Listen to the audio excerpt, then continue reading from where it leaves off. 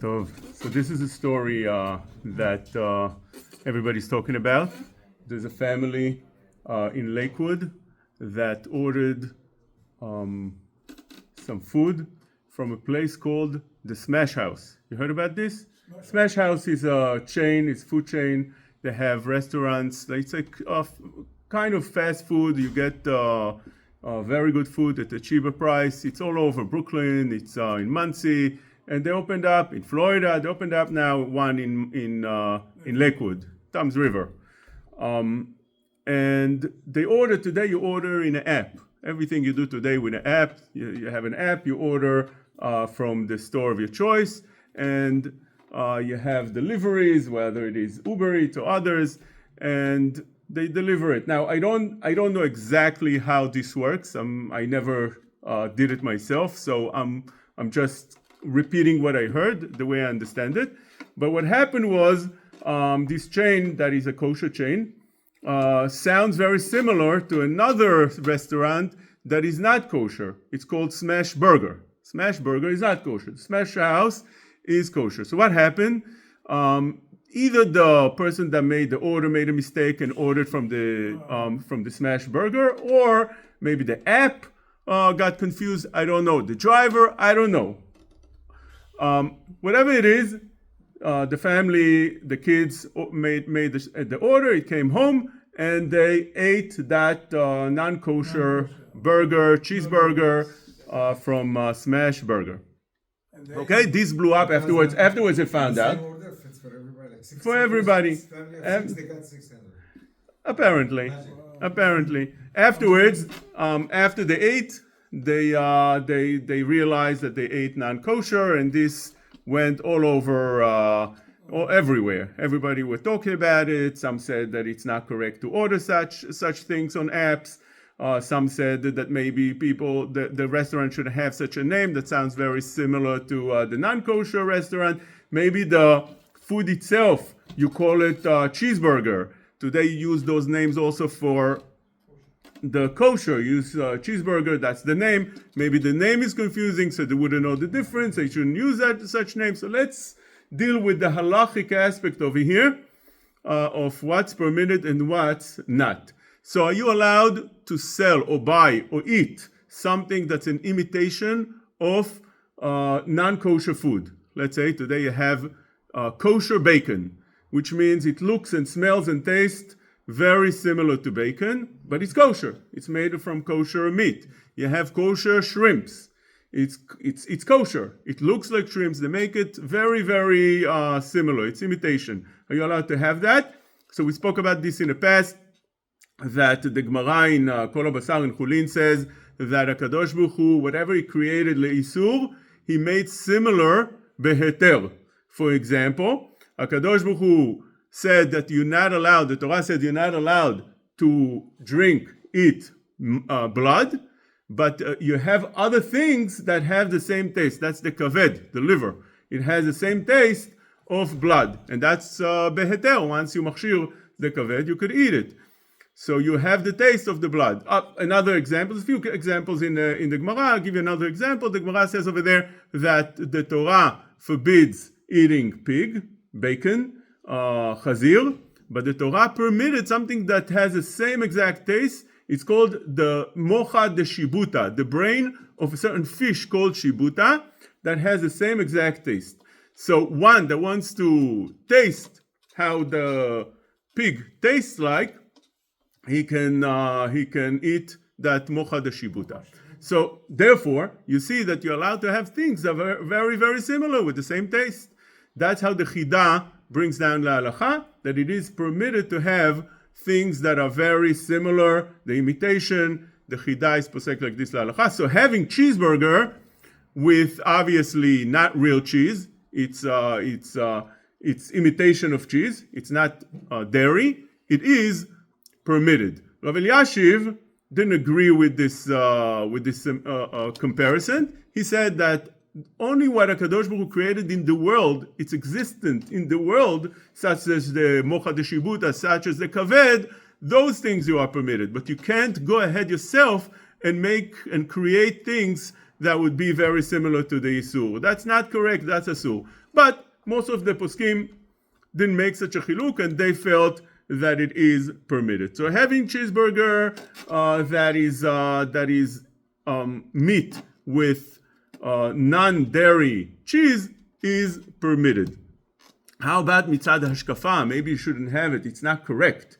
Halacha, maybe it's correct, but to have Smash House, that's exactly like the Goyish brand and restaurant chain store, and having such a similar types of food, maybe that you shouldn't have. It's not correct. We have our own food. Why we need to be similar to the Goyim? So you need to know that everything that we have is imitated from the Goyim. The way we dress, these suits came from Europe. Where they came, it wasn't. It's not a Jewish thing. The way they dressed in the Middle East, also everything that we have, the shirt that we wear, that we have on ourselves, the pants, the shoes, everything is not a Jewish thing.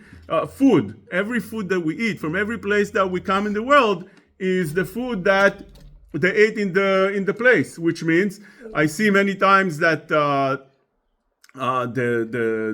Arabs they have in the Fitr, Eid al-Fitr, they after the Ramadan they bring all types of food. What's the food that they have over there? Same thing, baluza, and they have the same maza and this everything that we have. It's not a Jewish thing. We didn't create those things. Pizza is an Italian thing. It's not our food. So we eat that thing. So therefore, once I want to order pupper, it's not a Jewish thing. It's an American type of food. It is permitted. Although Chazal said that Am Yisrael came out of Mitzrayim because they didn't change three things: Lo shinu et shmam, leshonam, and malbusham. But there is a big discussion what it means. They didn't change for instance, they didn't change their names. Lo shinu et shmam. Are you allowed to change? Are you allowed to call yourself? Somebody's called Yosef, he's allowed to call himself Joey. Somebody who's called Chaim, can he call himself Harvey? Can you do that? Lichora not. And this is how the Maram Shik was writing, very, very strict. Actually, his name, Maram Shik. Shik is Shem Israel Kodesh, because they forced in his time all the Jewish people to change their names, and he kept the name and he just changed it to Shik in order to remember that Shem Israel Kodesh. But there is a big discussion in this. It's not pashut that you're not allowed to change. Rabbi Moshe Feinstein has a tshuva and he says that it's permitted. And there's a big tshuva in Minchat Asher, Ravash Weiss Shlita, that speaks about all the poskim and when yes and when no. Same thing goes for everything else. Lo shinu et leshonam. We speak in different languages. Speak Arabic, speak English, speak people that come from France, speak French. People that come from Montreal speak French. How do they do that? They should speak Lashon HaKodesh. Even in Eretz Yisrael, they speak a new language. It's a new language. It's not Lashon HaKodesh. It's Ivrit.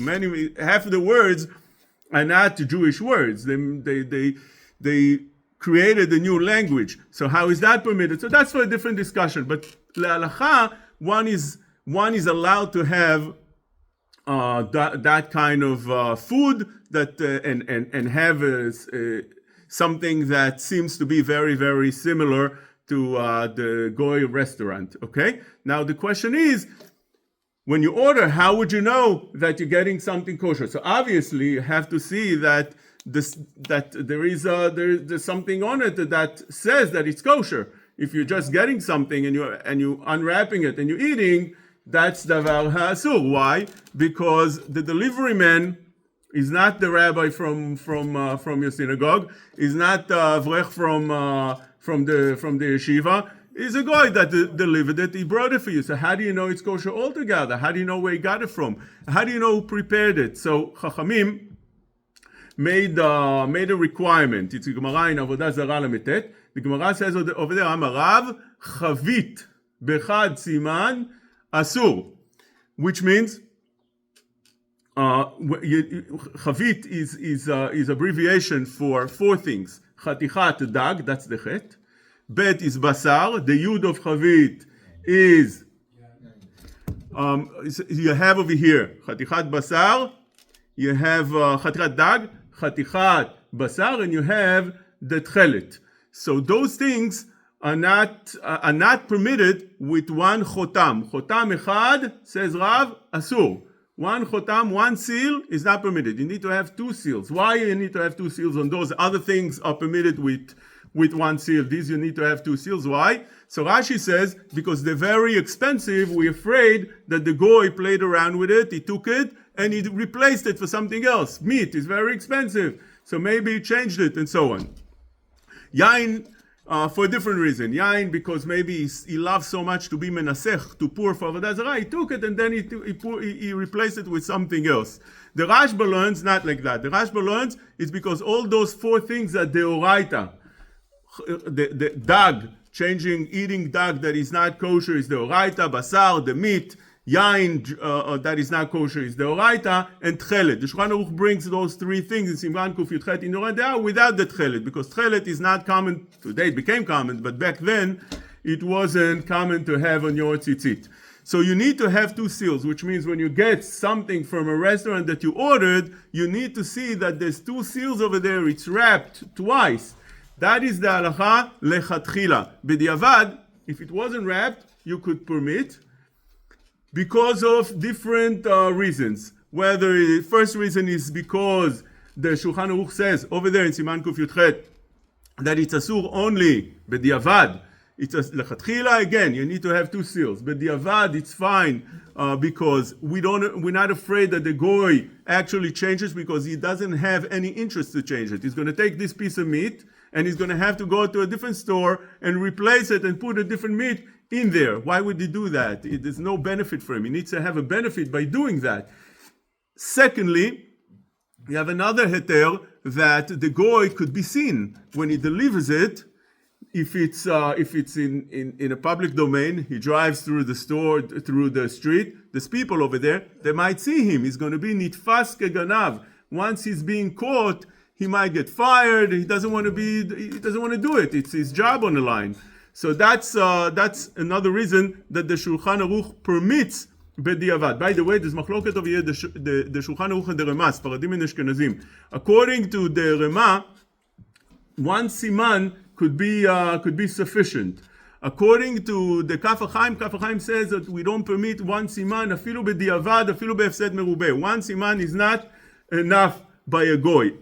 When do you need two simanim, says the Rema? If one siman is enough, the Gemara said you need two simanim, two chotamot, two seals. When is it? It's by Israel Mumar. Israel Mumar, that's worse, because you might think, he thinks to himself, oh, he's going to be believed, because he's Israel, he comes in, he speaks Hebrew, so you might believe him. But he's a Mumar, he's not religious. So for him you need two chotamot. By a goy, he knows he's not believed, is one chotam is sufficient, is enough. Therefore, Lemase, with all these leniency that we explained, b'diavad, if you get something and you know that it's kosher, it's fine. But you need to know that it's kosher. It came in without simanim, and you don't know that the restaurant sent it. You didn't speak to the restaurant. You didn't call the restaurant. It just came to your door. How could you eat it? It could have came from a non-kosher restaurant. That's exactly what happened, and that's a real concern. And you're not allowed to eat it without any simanim. Even if the driver tells you, oh, I got it from the kosher restaurant, goy doesn't have any ne'emanut whatsoever. You can't rely on him. So what is the siman that you could rely on? If you recognize the way they do the food, and it's very different than other places. In other words, if you can tell that this type of food, they don't do it in any other place, that would be permitted. Therefore, over here, if that would be the case, it would be permitted. But again, this restaurant, this story is something that's very, very similar to the non-kosher place, and therefore they should have been more careful, should have looked and not eat it before they make 100% sure that it's kosher.